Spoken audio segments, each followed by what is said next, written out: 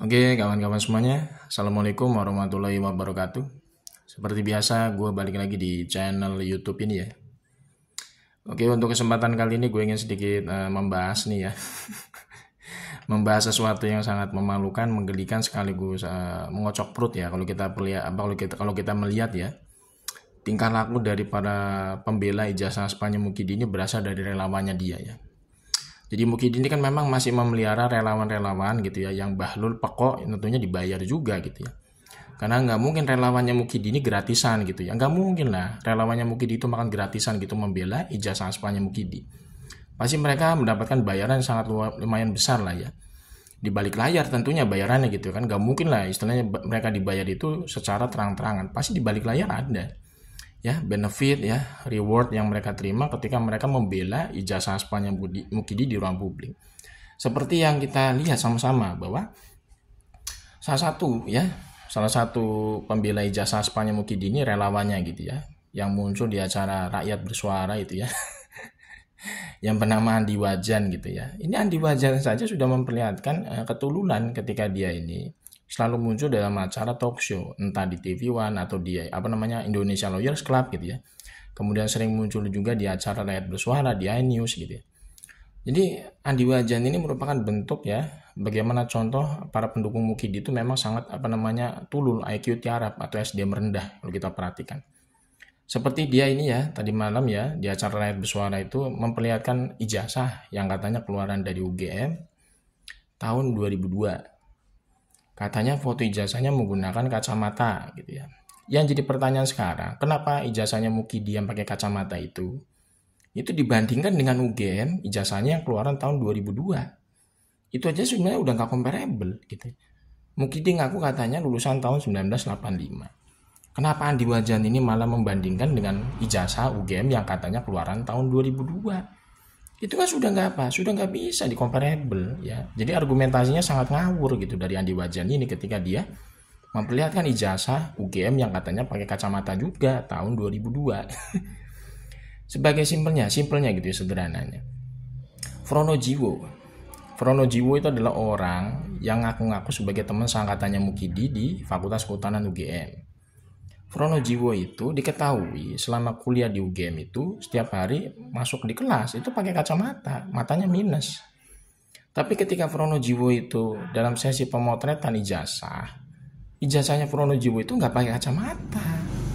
Jadi sebenarnya udah ketahuan Mukidi itu kalau ijazahnya pakai kacamata keluaran tahun 1985 udah pasti aspal.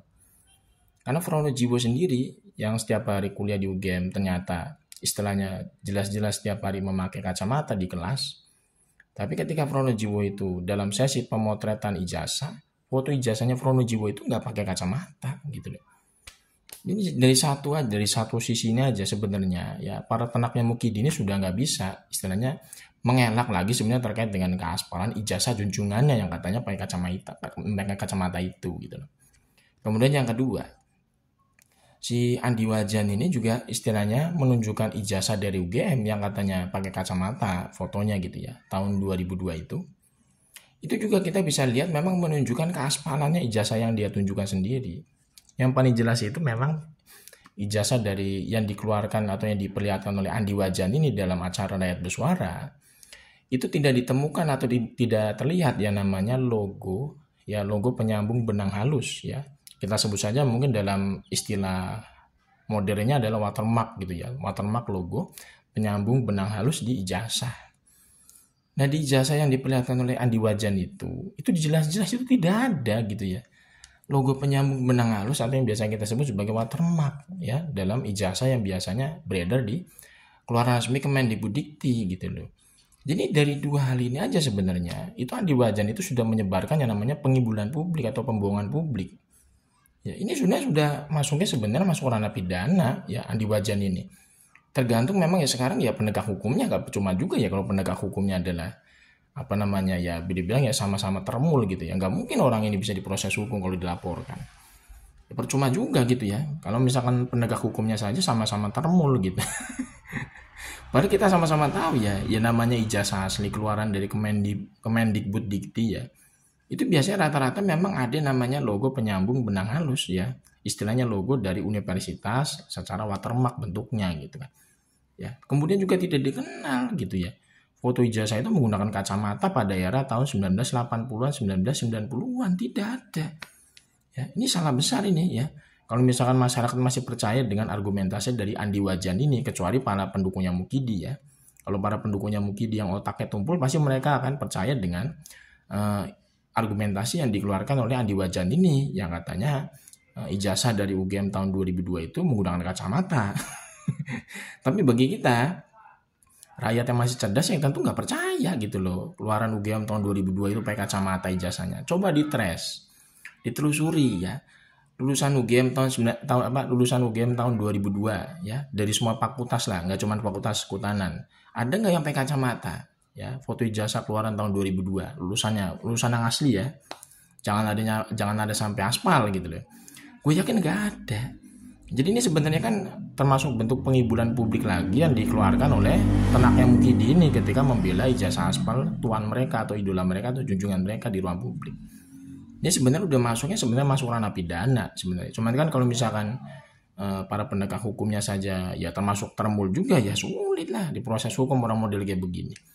Wong yang jelas-jelas sudah ibaratnya menjadi terpidana saja seperti Sylvester Matutina. Itu aja jelas-jelas ya dari tahun 2019 itu nggak dipenjara sampai sekarang.